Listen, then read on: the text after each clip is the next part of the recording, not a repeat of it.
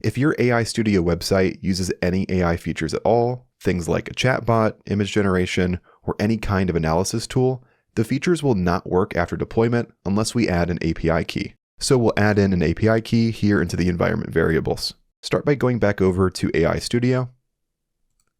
Go to the top left here and click on Back to Start. Click on the Back button again. Click on Dashboard.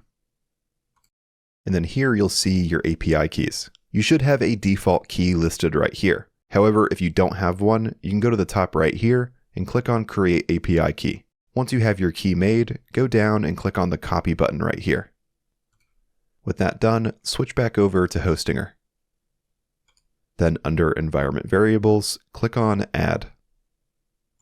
And this is where we'll paste in that API key. Now here's an important thing to know. Different AI Studio templates look for different variable names in the code. So instead of guessing which one your project uses, we're just going to add the same key under the 3 most common names. That way you're covered no matter what. For the first one here, go ahead and name this Gemini _API _key.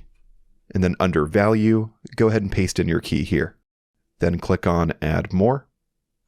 And for the next name here, we'll name this Google _API _key and paste in the same key again. Then click on Add More.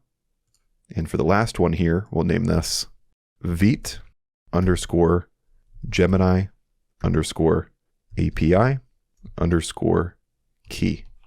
Then paste in the same key again.